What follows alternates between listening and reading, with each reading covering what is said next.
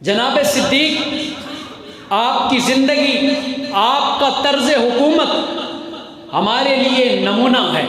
اگر آج کے حکمران اس عمل پر چلیں تو آج ہماری یہ قوم یہ کبھی بھی تباہی کے دھانے کی طرف نہیں جا سکتی۔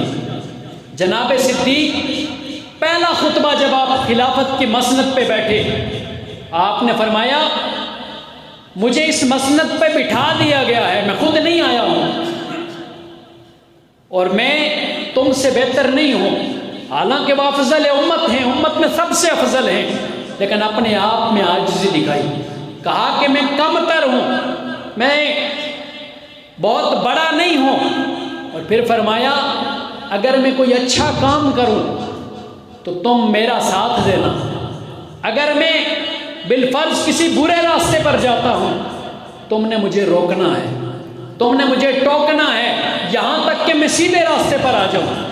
اور آپ نے فرمایا جو آج کے اس دور کے برخلاف ہے، جناب صدیق نے فرمایا پہلا دن تھا جب خلافت کے امور سے فارغ ہوئے، کاندھے پر کپڑے کا تھان اٹھا کر بازار کی طرف جا رہے ہیں، جناب عمر نے دیکھا، فرمایا صدیق کہاں جا رہے ہیں؟ آپ تو خلیفہ ہیں۔ فرمایا وہ تو میں خلیفہ ہوں، لیکن میرے گھر کا چولہا کیسے جلے گا، میں نے تو کام کرنا ہے۔ بیت المال سے آپ کی تنخواہ مقرر کرنے کی بات کی گئی، جناب صدیق تشریف فرما ہے، مشورہ ہو رہا ہے کتنی تنخواہ مقرر کی جائے۔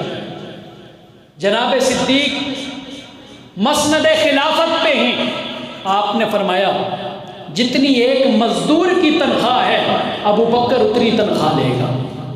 جناب صدیق اکبر سے پوچھنے لگے ایک مزدور کی تنخواہ میں آپ کا گزارا کیسے ہوگا؟ جناب صدیق نے فرمایا اگر اس تنخواہ میں میرا گزارا نہ ہوا تو میں مزدور کی تنخواہ کو بڑھا دوں گا۔ یہ جناب صدیق اکبر کا سبق ہے۔ اور جب آپ انتقال کر گئے، جناب عمر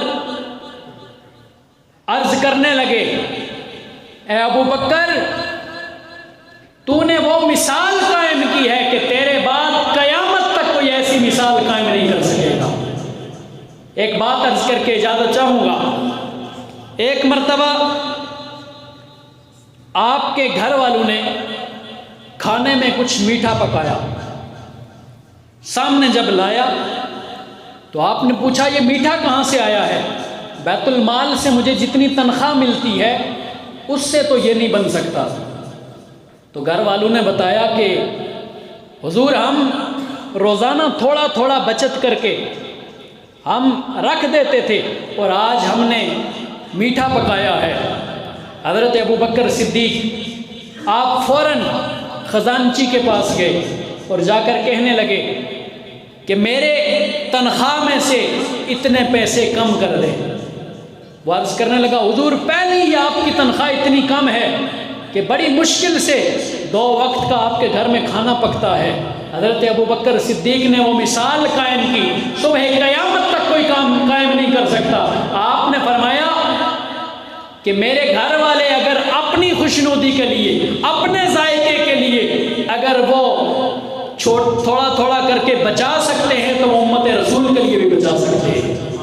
یہ آج ہمارے لیے، ہمارے حکمرانوں کے لیے جناب صدیق اکبر کا وہ مسند خلافت پر بیٹھنا اور امور کو سر انجام دینا، یہ ہمارے لیے رہنمائی کا ذریعہ ہے، ہمارے لیے یہ اسوہ ہے، ہمارے لیے نمونہ ہے۔